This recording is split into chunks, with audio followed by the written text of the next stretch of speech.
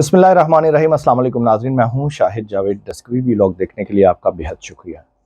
नाज़रीन, पाकिस्तान में शादी ब्याह और दीगर तकरीबात में पैसे का बेदरीग इस्तेमाल बदतरीन मुआशरती बुराई बन चुकी है, जो अब मज़ीद कई बुराइयों को जन्म देने का सबब बन रही है। इस बारे में इस्लामी तालीमात क्या हैं, ये असराफ किन बुराइयों को जन्म दे रहा है, कैसे इस पर काबू पाया जा सकता है, आज के व्लॉग में इसी पर गुफ्तगू होगी। लकी मरवत में होने वाले एक वलीमे की अनोखी तकरीब का भी अहवाल आपके सामने रखा जाएगा, जिसने लोगों के दिल जीत लिए।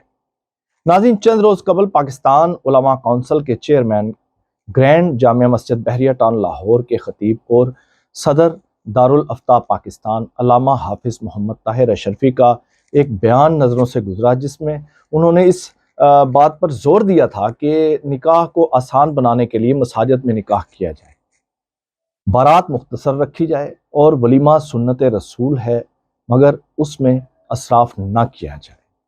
नाज़रीन, हाफिज साहब का शुमार पाकिस्तान के उन उलमा में होता है जिनका हाथ मुआशरे की नब्ज़ पर है। मैं इस बात का शाहिद हूँ कि बहुत हसास मामलात पर जहाँ बड़े बड़े उलमा राय देने से कतराते हैं और मौका आने पर ऐसे अंडरग्राउंड हो जाते हैं कि उन्हें कोई ढूंढ ना सके, उनकी खबर किसी तक पहुंच ना सके, ऐसे इश्यूज पर हाफिज साहब जुर्रत और दलेरी के साथ सामने आते हैं और दबंग अंदाज में अपना मौक़िफ़ बयान करते हैं। हाफिज साहब का निकाह को आसान बनाने और शादी ब्याह की तकरीबात के हवाले से ये बयान एक ऐसे वक्त में सामने आया जब पूरे का पूरा मुआशरा जो है इस तूफान की लपेट में है। हाफिज साहब के इस बयान के चंद ही रोज बाद लकी मरवत में दो भाइयों की शादी की खबर मंजर आम पर आई। लकी मरवत की तहसील सराय नौरंग में दो भाइयों वकास खान और शमून खान की शादी इंतहाई सादगी से हुई, लेकिन इस इंतहाई सादा सी शादी पर 20 लाख रुपए खर्च हुए। बारात के बाद लड़के वालों की जानिब से दावत वलीमा की एक अनोखी तकरीब का इनकाद किया गया। गांव के गरीब, मस्कीन और मुस्तहिक अफराद, जिनकी तादाद 600 बताई जाती है, उन्हें मदऊ किया गया और उन्हें खुश्क राशन दिया गया ताकि वो घर जाकर खुद और अपने बच्चों को खाना खिला सकें। वो वालिदैन कितने अजीम होंगे जिन्होंने अपने बच्चों की खुशियों में नादार और मुफलिस लोगों को शामिल करके उनकी दुआएं ली, ना कि उस 20 लाख रुपए से अनवाओ इकसाम के पकवान बनाकर अपने अजीज़ों, रिश्तेदारों और दोस्त अहबाब को मदऊ किया जाता और खते गुर्बत से नीचे जिंदगी बसर करने वालों की आरजुओं के मज़ार पर धमा चौकड़ी मचाई जाती, जो आजकल सब कर रहे हैं। नाज़रीन, हमारे मुआशरे में शादी ब्याह और वलीमे ही नहीं बल्कि अब तो मंगनी जैसी तकरीबात पर भी दौलत का बेदरेग इस्तेमाल हो रहा है। हालांकि हर कोई जानता है कि ये रयाकारी, नुमाइश और तकब्बुर व गुरूर के जुमरे में आते हैं। रया, नुमाइश, तकब्बुर व गुरूर शिर्क है और शिर्क सबसे बड़ा जुल्म है जिसे अल्लाह रब्बुल इज़्ज़त किसी हाल में भी माफ नहीं करता। फजूल खर्ची करने वाले को अल्लाह रब्बुल इज़्ज़त ने शैतान का भाई करार दिया है और शैतान को रब ने नाशुक्रा कहा है, इसलिए कि वो रब की नेमतों का शुक्र अदा नहीं करता बल्कि कुफरान नेमत करता है। यही हाल उन अमीरों और दौलतमंदों का होता है जो अल्लाह रब्बुल इज़्ज़त की दी हुई दौलत और नेमतों का शुक्र अदा करने के बजाय कुफरान नेमत के मुर्तकब होते हैं। मोहताजों और मसाइल से घिरे हुए लोगों को नजरअंदाज करते हैं और अपनी दौलत को पानी की तरह बहाते हैं। वो ये जानते हैं कि उनकी दौलत और कमाई में मोहताजों और महरूमों का हक है। दूसरों का हक मार कर शान व शौकत दिखाना या शेखियां बिगाड़ना कहाँ की दानिशमंदी है। वो लोग जो शैतान के भाइयों के कामों में शरीक होते हैं, हाथ बटाते हैं और उनकी हौसला अफजाई करते हैं, ये लोग भी अल्लाह के नजदीक सख्त नापसंदीदा हैं। इस्लाम के असूल के मुताबिक जो चीज हराम या गुनाह का बायस बने वो भी हराम और गुनाह है। जैसे महज शराब पीने वाले ही गुनाहगार नहीं होते बल्कि तरगीब दिलाने वाले, पिलाने वाले, मुहैया करने वाले और माहौल बनाने वाले सारे के सारे लोग जो इस अमल में मुमदो मुआवन होते हैं वो सब के सब गुनाहगार होते हैं। इसी तरह सूद खाने वाले, खिलाने वाले, उसकी दस्तावेज लिखने वाले, गवाह बनने वाले सब गुनाहगार होते हैं।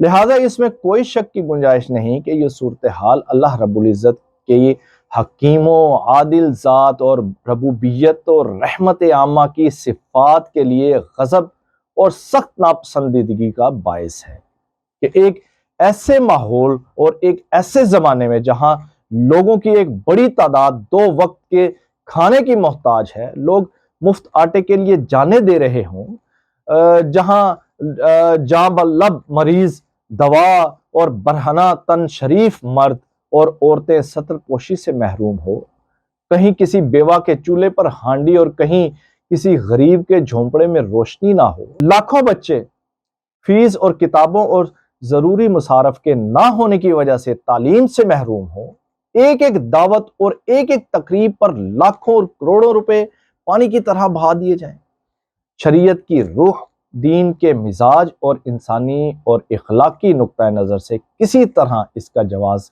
نہیں نکل سکتا۔ بدقسمتی سے یہ وہ چیزیں ہیں جنہوں نے ہمارے معاشرے میں نکاح کو بھی مشکل بنا کے رکھ دیا ہے۔ یہ طوفان بدتمیزی ہے جس کے سامنے ریاست، حکومت، سیاسی اور دینی جماعتوں سب کو کھڑا ہونا ہوگا۔ میں نے ایک ایسی شخصیت کو دیکھا ہے، ان کے بارے میں جہاں کہیں سے بھی سنا وہ سچ پایا۔ اس شخصیت کا نام مفسر قرآن، خادم قرآن ڈاکٹر اسرار احمد مرحوم ہے۔ ڈاکٹر صاحب عالم اسلام کے عظیم سکالر اور محقق تھے، جن کی زندگی میں قول و فعل کا تضاد نہیں تھا۔ پاکستان اور پاکستان سے باہر پوری دنیا میں ڈاکٹر صاحب کے لاکھوں چاہنے والے تھے۔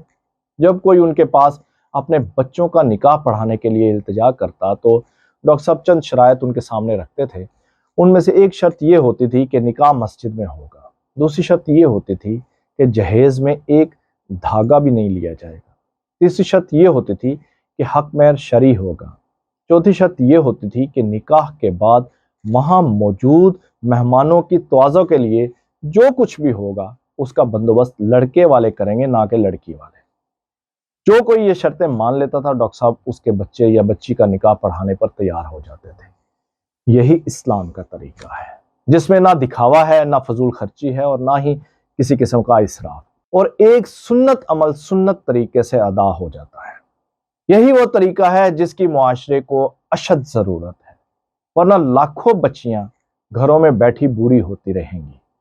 والدین کے پاس نہ اتنا پیسہ ہوگا کہ اس کی شادی دھوم دھام سے کر سکے اور نہ ہی وہ اپنا یہ فرض ادا کر سکیں گے۔